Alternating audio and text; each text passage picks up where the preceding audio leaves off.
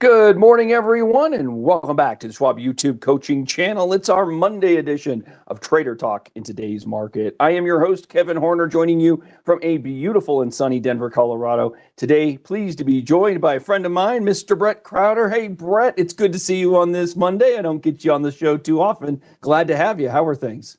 Hey, doing well, Kevin. Yes, I don't get to be on too often, especially on a Monday. Not sure about that, but hey, I'm here, and it's good to talk with you. We have some interesting things happening on a Monday, so it's going to be a good show. You're right about that. Quite the interesting development since we last spoke late on Friday, everybody.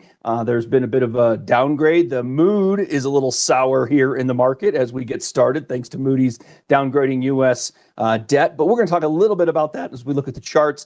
This morning, we are joined by Michael Fairborn in the chat. You can say hey to Mike. He'll keep, pardon me, it is Barb Armstrong this morning in chat. My apologies. Barb will keep an eye on things that Brett and I are unable to get to, but please feel free to post in the chat for the duration of the segment. We will be keeping an eye on things closely there, as well as we would love to bring your questions and comments into the discussion this morning. If you're not already doing so, you can follow the three of us on X, Barb Armstrong CS, Brett Crowder CS, and Kevin Horner CS. It'll be a great way to engage with us outside of the segments that we provide for you here on the YouTube channel. We would appreciate that, in addition to subscribing to the Schwab YouTube channel here, everybody. So make sure you're going through your various paces this morning. Now, let's get to some disclosures so that we can get into the meat and potatoes of our discussion. Remember that our conversation is exclusively informational and educational. We do not make recommendations here. We do not endorse a specific strategy or trading process for the market. We do talk technical analysis, though, and in so doing, we want to remind you that technical analysis is merely a piece of the puzzle in terms of your decision making. Simply put, we do not encourage you to make decisions exclusively off technical analysis. Now, beyond that, our agenda for our standard Monday session will remain the same. We're going to look at the major indices, try to set some levels beneath us where we may be looking for bounces in any selling that we get this morning. We'll also be looking at some sectors that are on the move and definitely some stocks in the news today. So plenty to get to with all of you. And as we do, we lead off with the S&P 500. So I'm going to bring up the SPX here. And Brett, as we were talking pre-show, I think the big takeaway has been the speed of this rally back that we've seen. Obviously, a little bit of red here, down about 1%. But what are some of the levels that you think traders are probably keeping an eye on as we start the week here? Yeah, it has been interesting, this rally that it's had. In fact, I did a little YouTube short. It's on our Trader Talk channel, talking about this rally when it came up to a fib level, and I did that about April 28th, talking about, hey, it's rallied up to an inflection point, and where can it go from here? Well, it can drop back down on the inflection point, or it can continue on through. And on that day, it was happening to break above that level, and so we've seen the rally continue on up since then. I mean, we've had some pretty good movement. Now, with the news that we're going to talk about here in a minute, we have seen a little bit of a pause, possibly. I mean, it's early in the day. And one thing to always understand is you got to wait till the day ends. Sometimes early in the day, it looks completely different than it looks at the end of the day. But a little bit of a pause so far in the upward movement. But the old high sitting on the SPX about 6150. It's moved pretty close to that. But if we see a pause, we can see it come back down to some levels in here, Kevin, maybe around 5,700, 5,600. Depending on where. See your fibs drawn in there. You have the 74. Now the 78 isn't as strong, typically speaking, from a technical analysis standpoint. A lot of people, or not a lot, but some people don't consider it a real heavy support level. But looking at the 62 and the 50 tend to be, some will look at it as more, significant levels of support.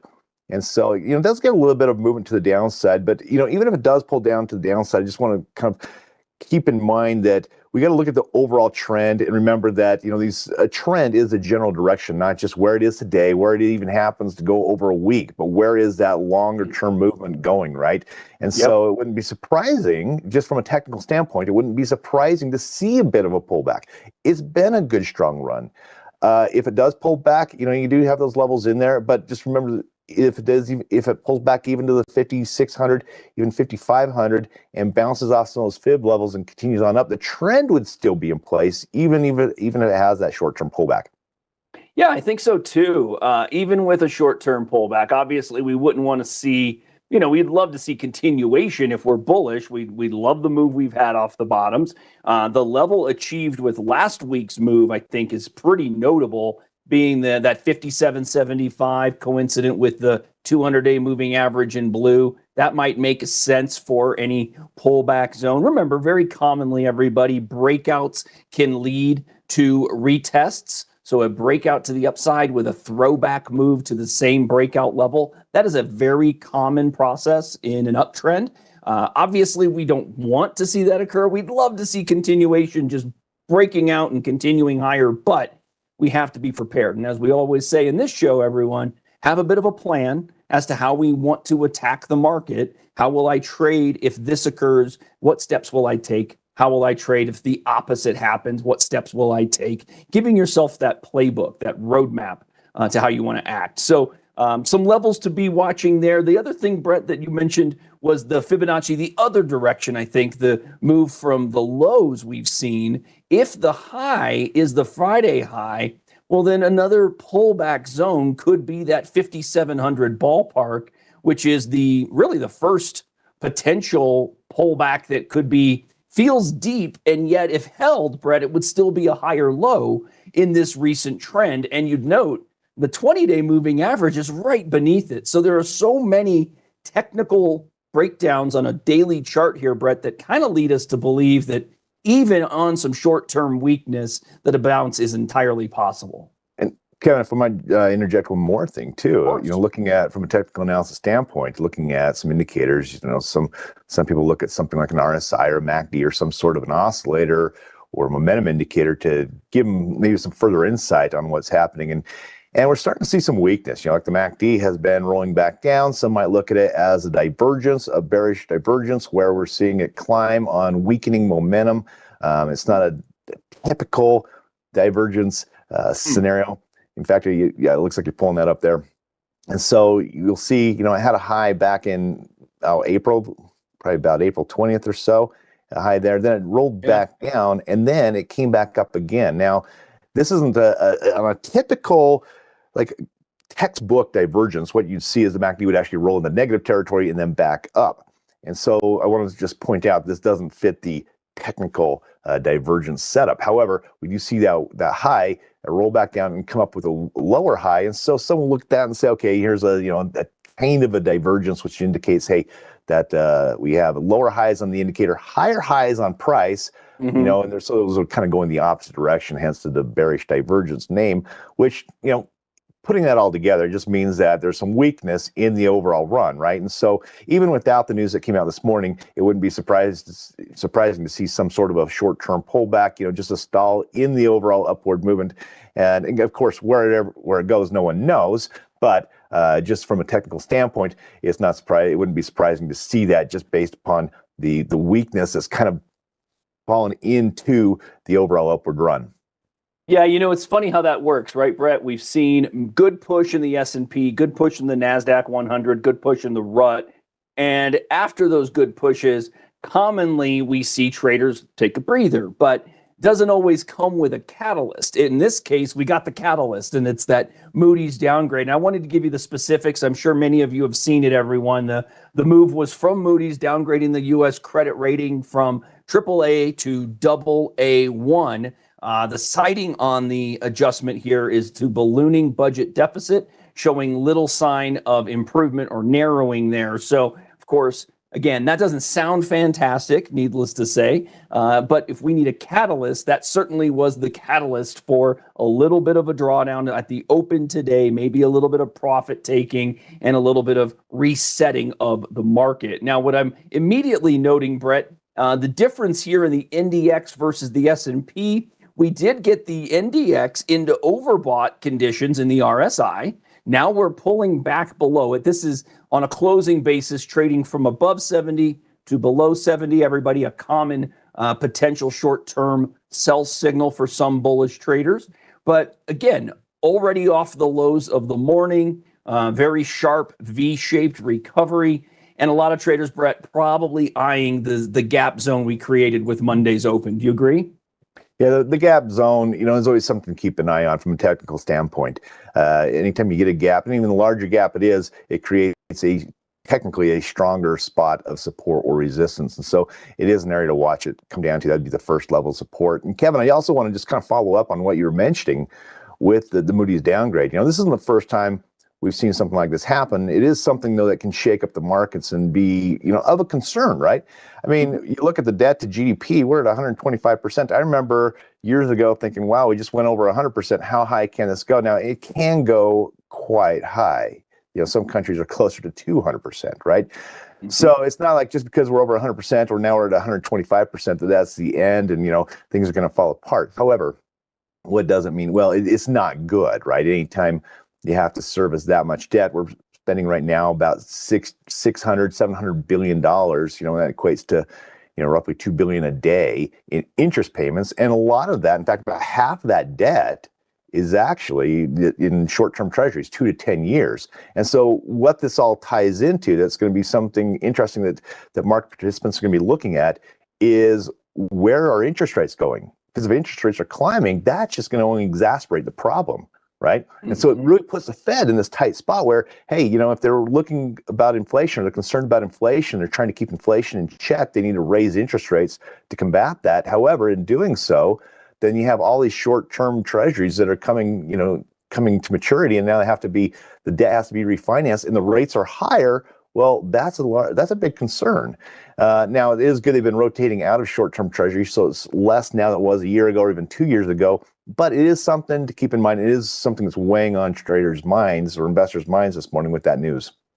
Yeah, it certainly is. And yet, again, week open below a short-term area, and traders have bought it up. I always like bringing in the 5-minute bars for you all, everyone. As you know, we see how the opening goes, and it gives us an area to monitor in the short run. Opening below S1 here, opening below S2, and challenging real quickly, moving through S2. I think a lot of traders are going to be looking now at S2 level as the essential pivot point of the day. Can we trade above, maintain 21,200 or so? Can we push into what is S1 and the pivot above us? But remember, when you gap down like this, when you gap below a pivot level, that level nearest your gap becomes your essential pivot on the day for a lot of traders, the price around which trading is expected to reside for the day.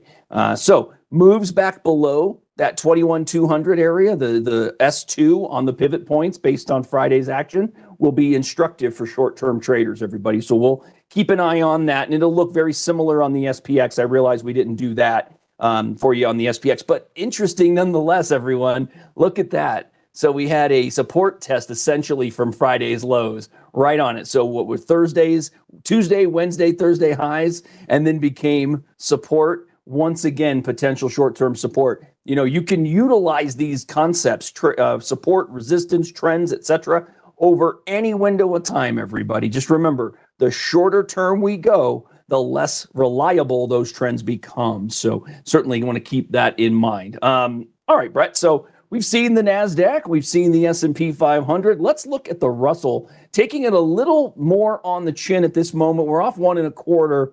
I'm going to clean up my list here, or my drawings entirely, just to make this a little more clear to see. But boy, Brett, after this bounce back, hard to suggest that we don't know where resistance is, isn't it?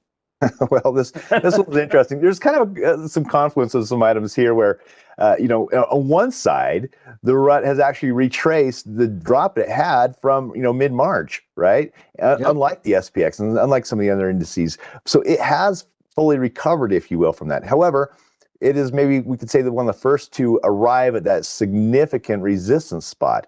And then you also had a diagonal line in there too. And so there's, kind of a confluence of a lot of technical indications where it could be a challenging spot. And so this is, again, going back to that whole inflection point I was talking about earlier with the SPX at a Fibonacci, a 50% Fibonacci spot that I mentioned in that short video. Here we have it with the rut, which way is it going to go? Now, will it bounce off this and return back down to the downside? Or, and could we even see a short-term bounce off this and almost make this big head and shoulders or inverted head and shoulders pattern Sure. that it could break out later. So there's a lot of interesting things that can happen that, keep an eye on that to see. Yeah, there you go. I like how you're drawing that in there. But yeah, if this comes back down, makes the right hand shoulder and then possibly breaks through that, or, will it break through now? We don't know. We're looking for, what will happen here, right, with that inflection point. But definitely at a crossroads, it's going to be an interesting one to keep your eye on. Yeah, we've even got David calling out the moving average crossover, the 20 crossing the 50 to the upside. So a 20-day trend shift, essentially. And if this is, by the way, everybody, I mean, I've got this resistance line in here that I can just make red because it seems like price action there is pretty important. But if we were viewing this as a little bit of an inverted head and shoulders, as Brett called out, some traders would tell you that we've already broken the neckline. They might call the neckline something like this, a wonky neckline, and the break that we got last week would have been above it. Now, that doesn't mean we can't get thrown back for a retest, but, depending on how you look at this, as often we say, technical analysis is in the eye of the beholder, everybody. So how you choose to set those levels is going to be based on your own bias. But my encouragement, as best it can be, is to try and work to tamp down that bias a little bit and set your exit strategies at areas where you're comfortable. For some of you, it might be that low we created on Thursday of last week. That's another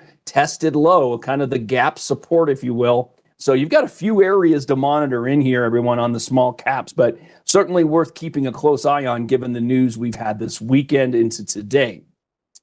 Okay, Brett, let's move on to the semis. Semiconductors got through a pretty important level. I think my lines drawn in pretty well tell the story here, Brett, but most traders that are watching this segment know that I pay a lot of attention to the semis since they've been a pretty good indication of market strength for us for a while here. What are you paying attention to on the SOX? Well, it's the same thing that kind of you were bringing up just a moment ago with the support line. It broke through on the gap, right? And again, when you get those gaps, they do tend to create more significant levels of support and resistance than in just a regular touch. And this one has both. It has touches and gaps. And so it does create a significant level of support that it looks like it's retracing back down to. And so from a technical standpoint, technicians would look for a bounce off that and kind of go back into that range between that 4750 and the 5500 that it had earlier, or should I say, late 2024 and early 2025. Yep, that would be an okay zone, and again a higher high or higher low, I should say. 20-day crossing the 50 to the upside. Gap supported around 47, we'll call it 47.10 to 47.20. So that could continue to provide support. And again, we are getting a little bit of a bounce here this morning off of the week open. So nice to see that we've already recaptured S2 here. And now we know maybe where some traders would start to set very short-term risks. So, the nice thing, Brett, about something like this, as we move lower aggressively, if we get the quick bounce, as we are right off the open, which is kind of nice to see for bullish traders, some of you bullish traders will say, all right, we got that nice short-term bounce, but if we quickly reverse course here, then I'm going to want to start moving out of some of my longs, meaning they're going to use the first hour of trading, Brett, to kind of to give them the understanding of how the day may go.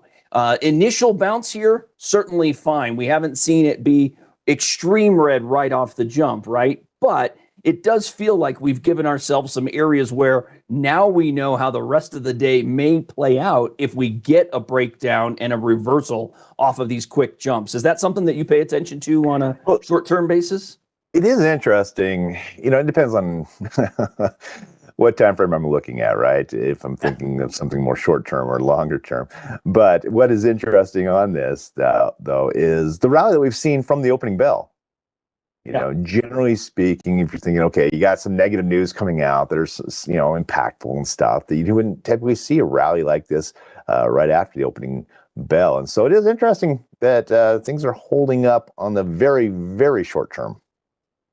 Exactly. Yeah. And we try to define it as such there, everybody. We're not going to, we try to remind ourselves of the time frame that we're looking at here. And we know that some of you are very short term, and some of you are watching the show because you want to get a general feel for how the market may be playing out over a much longer term window. So as always, define and know your time frame, so that because that's going to have a big impact on how you choose to evaluate these levels of importance. So Brett, of course, given the nature of today's overnight news and the headlines over the weekend, we got to look at the yields here. So here's the 10-year yield. We are seeing a lift in the yield today, Brett. I imagine a little bit of discomfort as it relates to the broad SPX, the broad economy here in the U.S., selling U.S. Treasuries, leading to the 10-year spiking a little bit, I would think. Yeah, I don't have a lot to add to that, but things to keep an eye on those yields, and we'll see where they go from here. Obviously, a bit of a move this morning, and just so much with this though. Anytime you have anything you think is going to be significant news, I just want to go back to what I was saying earlier, just about kind of waiting the day to play out, seeing where it's going to end, right? Just see how. And you mentioned earlier just about on the short-term move, it's not as significant, and really because it's just less data. There's less people involved. There's less big money moving in a very, very short term. But the longer time you go, the more that's involved. It's basically more data and has, some will say it was more accurate, right? And so just waiting to see how this actually plays out in the end. Will some of these levels hold? Will we see a pullback midday? And I've said this 3 times, so I don't want to go back to it again. But the time I made that short video and I was talking about that break on the Fibonacci, that morning it had actually gone down when I filmed it. By the end of the day, it closed above the Fibonacci and continued on the rally. So I just want to point that out, that just by waiting till the end of the day was a major shift in how it was looking at that inflection point. And so, it is something to consider.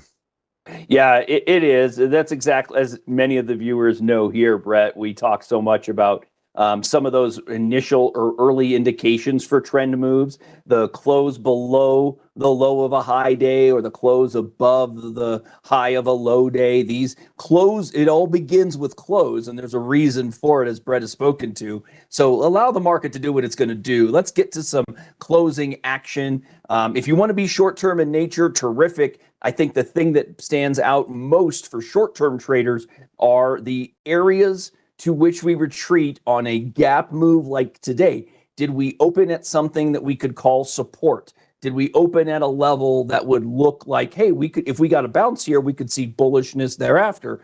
Those types of things can be very, very instructive for short-term traders. And so that's what we want to just bring to the table. Again, it's why we look at the charts every single day, is to evaluate those levels, know those opportunistic areas for us, and give ourselves the steps to act when those instances arise. So the other thing we have to look at, of course, let's just quickly peek at the VIX. We are getting a spike in the VIX, but you'll notice, everyone, the spike today is not terrible. I've got the gap zone drawn in. So basically, we're just looking to see, are we rallying the VIX back into the level that we fell from?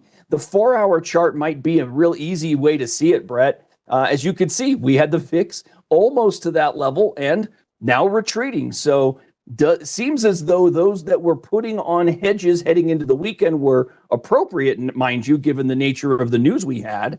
But now it seems as though they're comfortably taking those off already. So not a negative necessarily. No, it's not. In fact, this morning when I was looking at it earlier, it looked like it was bouncing up, and some of the chatter out there was, oh boy, here goes the VIX, it's bouncing off the support level, therefore, watch the market roll over and come down, which again, would not be surprising just from a timing aspect, and it's had a good run and all that stuff. But according to the VIX here, I like the little channel that you've drawn in there, that it's just kind of channeling for what, last week or so? It's been even in there. And it hasn't made a real significant move out of that area. And even though it looked like it was going to be a move out of that area this morning, that so far, well, at least last 20 minutes or so, has failed to materialize. It's kind of hit that resistance and fallen back off of it. Yeah, exactly that. So, I mean, there's clearly not an extension of fear as it relates to the move today. Otherwise, I think we would see an elevated VIX beyond what we see today. Yes, it's up 8.9%, but we're at an 18 3/4 level. I mean, we're under 20. We did get an under 18 last week. Again, it's not necessarily the level that we're worried about. It's the movement back through a ledge that we've created through that gap move from last Monday. So that's what this represents. Any movement through 20 and a quarter, again, is going to be difficult for the market to take on and may very well be shown in the midst of a pullback, a deeper pullback than what we've got thus far. So just something to keep in mind on the VIX. Everybody wanted to make sure we looked at that. Now, I note, Brett, that every one of our 11 domestic sectors are in the red this morning, but we can see some leadership here. Healthcare getting a little bit of a bounce. Healthcare has been in a bit of a struggle, has not really looked fantastic. I think a lot of traders are going to suggest that any rallies in healthcare might be sellable rallies given the nature of our breakdown here, Brett. Are you watching healthcare as a sector, or is there another one that you are keeping a close eye on? Well, so I mean, healthcare has been in an overall bearish movement, right? I mean, the trend has been a downside. It has been making these lower lows. It is rallying up to possibly some resistance level where you have, some moving averages that are dropping down, or 1600 where it had some old highs somewhere in there. So healthcare maybe not one of the strongest ones out there, right? Some of the transportation and other areas have been a bit stronger. Well, a lot of them have been stronger than healthcare. Yeah, industrials in particular. Industrials. I mean, there's that. You look at some of these. I mean, this is coming back to an old high, right? That we saw back in December of late last year. And so I don't know if it's actually broken it or not, but it's right next to that old resistance where, this thing has shot up like I shouldn't say like a rocket, but I mean, it's had a really strong run, right? It's had a solid run since April. And so, when you're looking at something like this, we have a lot of, the sectors are bearish on the day. It's interesting to see, okay, well, the bearish ones, it's not anything different to see them stay bearish, right? The question is, okay, the bullish ones, the ones that have been strong, will they see a pause in that bullish run, or will they maintain that momentum that they've had? Will they continue to push higher on that? And so you combine that with the old resistance that this one has, this one's going to be interesting to watch. Yeah, it will. Industrials pushing into that. That is a high, by the way, everybody. There's your weekly look. So broke the downtrend line, rallied into the former highs, a break of former highs. I'll remind, new highs are not bearish. Just bear that in mind, everybody. So moves through that 1220 zone on a close would look fantastic for the industrials, if you're bullish, that is. The other area that's moving favorably today, at least in a less negative sense, is the financials.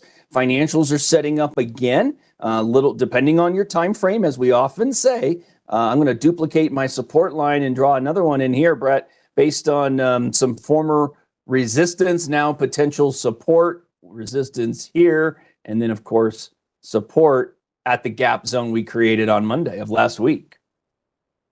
And also, can you bring up technology? Oh, well, if you insist. I mean, everybody wants to see tech.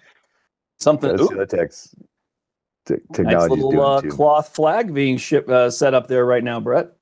Yeah, a little bit. Yeah, a little bit of a bull flag, possibly pulling back down. Again, had that gap, but technology is one that has been a strong runner. That, along with, and the one that maybe I'll also bring up as I'm kind of thinking here. Yeah, thank you for bringing in that support level that we could see it possibly pull back to on that. And on a very, very short term, as we've been talking earlier about, hey, the short term moves and something, this might pull back even to. And I apologize, it's very small on my screen. We got to look in here a little bit, but I'm looking at, I think, about the 4,500 level, 45. It's kind of midway of that run that you have from support up to that high. Yeah. Those flags they'll tend to retrace about a third to half. If they get much beyond about a half of that move, then it starts to get questionable. If it gets more than 2/3, then it's not really considered a flag. I mean, you don't usually have flags that are getting close to dragging on the ground, right? Or you shouldn't have. But so that's what some technicians will look for. As long as it holds the 50% on that run there, then it's decent. Now, as I say that, this is from that support that it just created on that gap. Now, some technicians might also run it from the bottom, where it had a move from about the 4,100 back about early May 2nd, May 3rd, somewhere in there. Exactly, you got it right there. Now, as you draw those Fibonacci's, it looks like what we got, the 50. Can you stretch that out just a little bit? Yeah, kind of right in there. The 50% right at our support line that we drew in manually, and that is the 200-day in blue right at the 50 level as well, Brett, right at around 43.60. Great call out. So So there you go. So yeah, from a technical standpoint, that's an interesting level on that. And one other one, can you pull up consumer cyclical? Yeah. As in, let's see, Staples?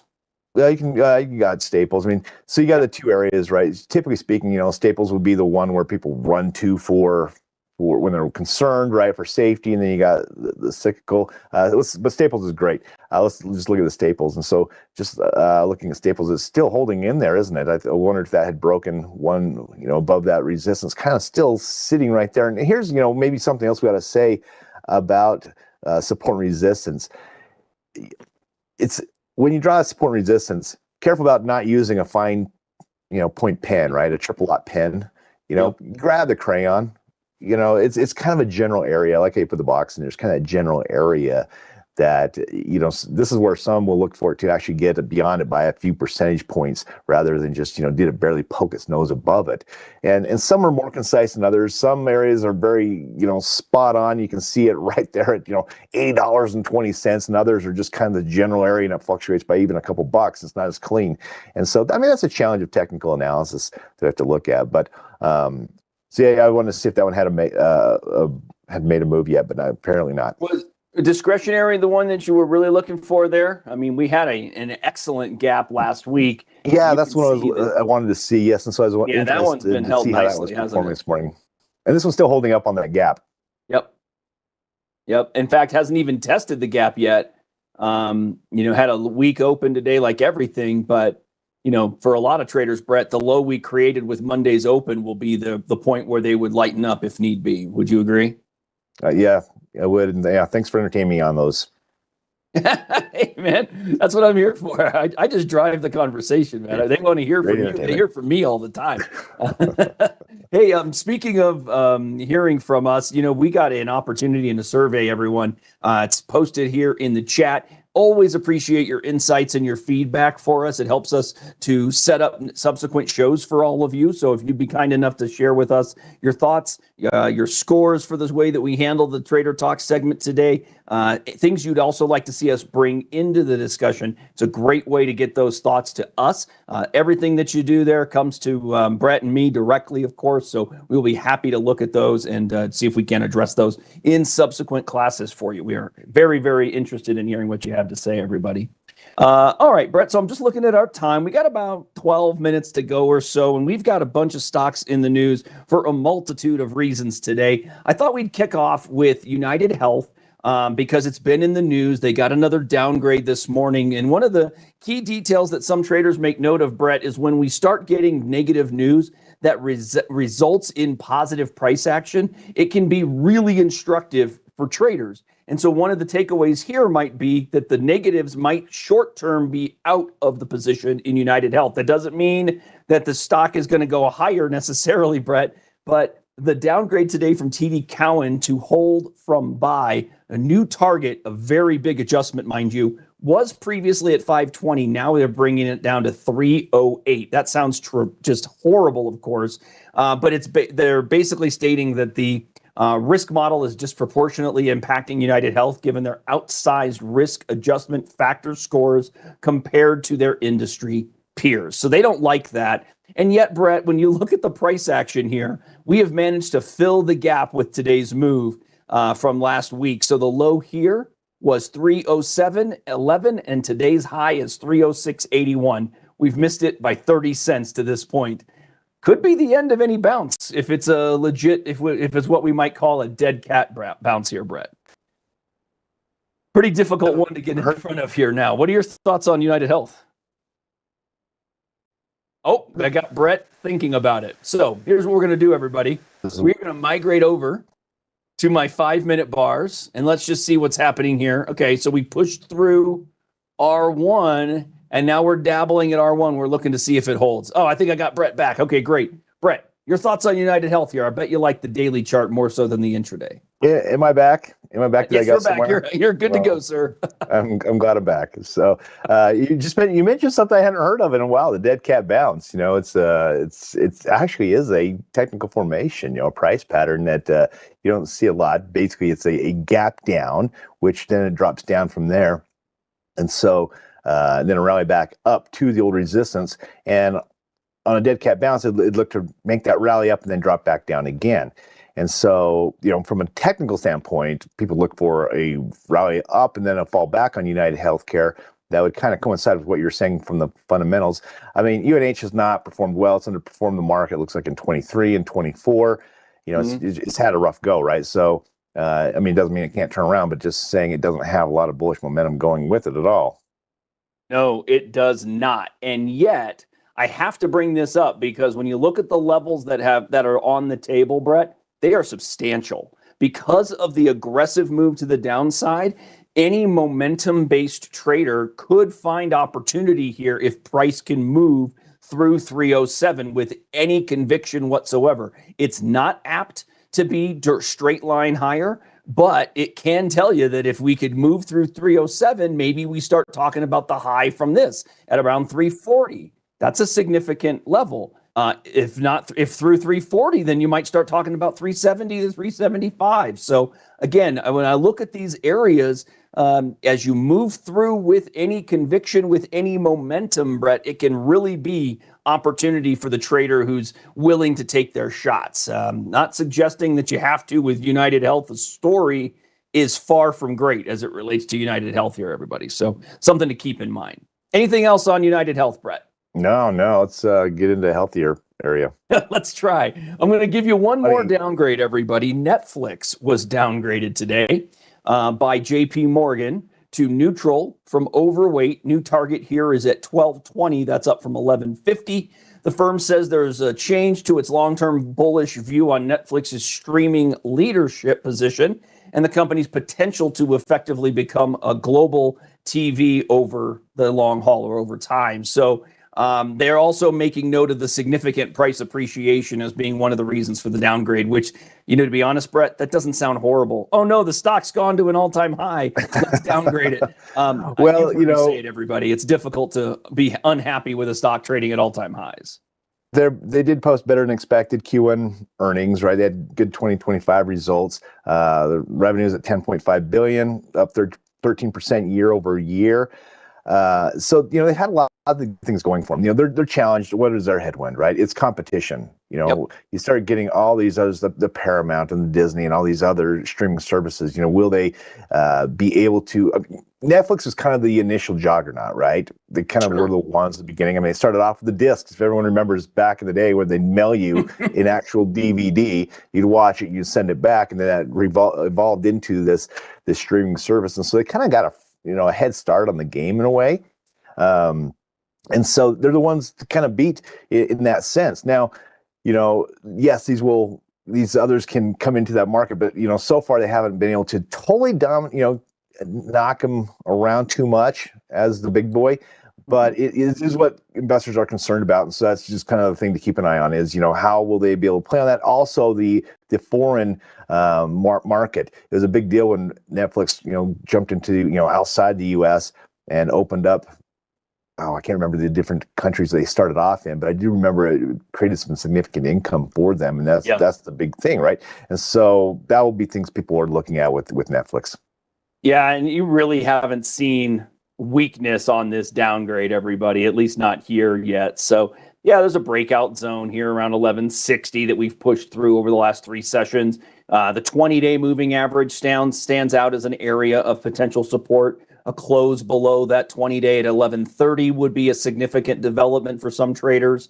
They might lighten up on their longs, especially if you were simply a buyer back here in early April. I'll just point out the move, everyone. If you were a buyer in April, then you're looking at a pretty good likelihood of some wonderful profits. That is a 44% move since April 7, everybody, off the lows. You're looking at 6 weeks to the upside and nearly 50%. So just an absolute, just a stalwart move by all accounts. So as we often say, raise those stops if you're given the chance. Remember, stops don't protect you to the penny by any stretch. They're not guaranteeing your price, but they are going to work to help you protect some capital. Go ahead, Brett. I heard you. Kevin, I just mentioned as you're talking. I appreciate the moment. I apologize for interrupting, but I was just looking up where the revenue is coming from, and 41% will say is coming from U.S. streaming services. But I mentioned that international now is 60% of their streaming subscriptions. Wow. So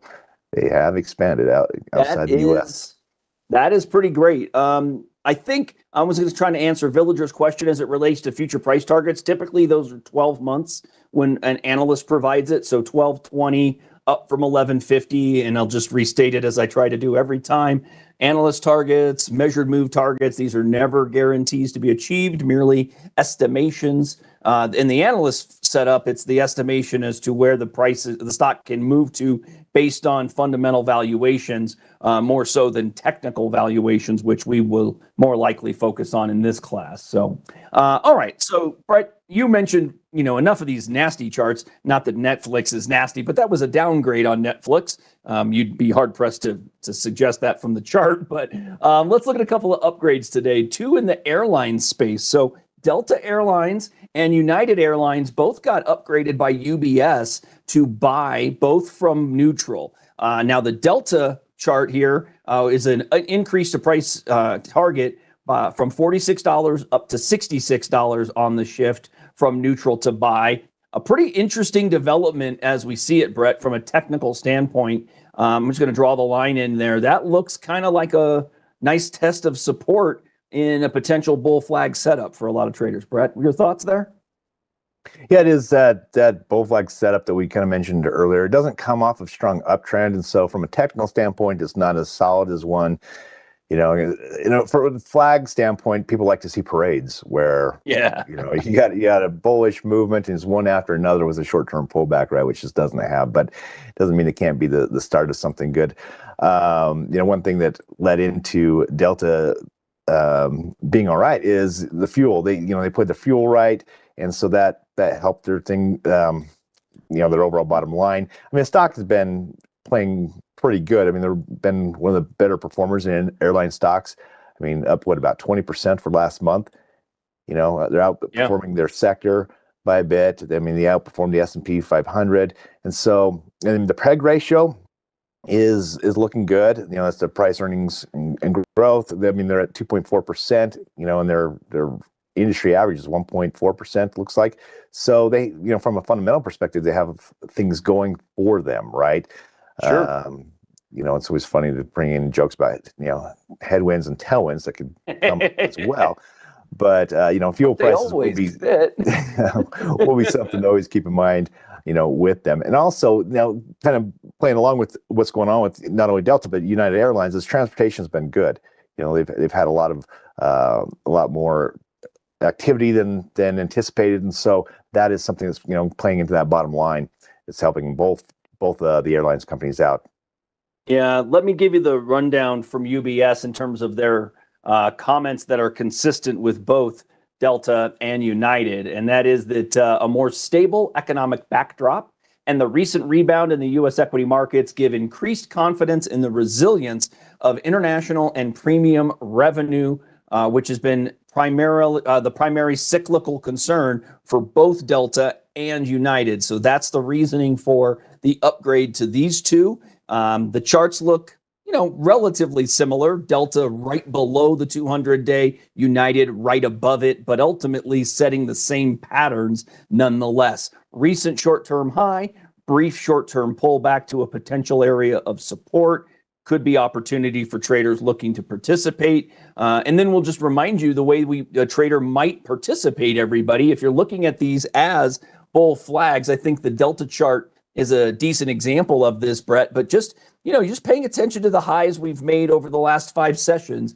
And some traders will just sit on their hands waiting for the breakout. Get a close above the white downtrend line here, everyone, and that can be the first indication that it's apt to be more likely to move higher than it is to break down next. So some traders would use a close over the downtrend line as their initial entry for a portion of a trade. Some of you would just say, yeah, enough of that initial entry stuff, Kev. I'm all in and all out. So if I break the downtrend line, I'm going whole hog into my trade. My point is simple. Have that plan as to how you want to do it, everybody. Whether you're full force trader or a portional trader who likes to piece in and piece out, have that plan and know how you want to attack it. Don't know that there's a necessarily a better way to go about it, at least not in terms of managing one's emotions, Brett. And I can tell you right off the jump, that is my number one thing that I had to get in line was how do I keep my emotions in check while trading? And for me, it was kind of piecing in, piecing out. I found a lot out about myself and what matters to me, Brett. So, Brett, how about some words of wisdom? As I'm going to let you wrap things up for us today. Well, as we peace in, it's time to peace out, right? That's right. So, good. Yeah, I think we hit it multiple times about just waiting for seeing where the day ends, right? Not making too many long-term adjustments on short-term information. True. Yeah, really hard to do, but that's a great reminder. Let's let the market play out. We've had a week open that has in some areas been bought up, so we've got plenty to keep an eye on our intraday charts, and much more to come from us here on the YouTube coaching channel, of course, everybody. So keep it tuned right here. But thanks for joining us today. You can follow us. I know we had John McNichol joining the chat, so make sure you're following John McNichol on X. Follow me and Brett on X as well. If you liked our discussion, hit that thumbs up button down below for us. And don't forget, we have the survey opportunity there for you in the chat. We would love your feedback on that. So click that link and give us about 60 to 90 seconds of your time, everybody. Would really appreciate it. So hope you all have a great Monday, everybody. We look forward to seeing you all again real soon.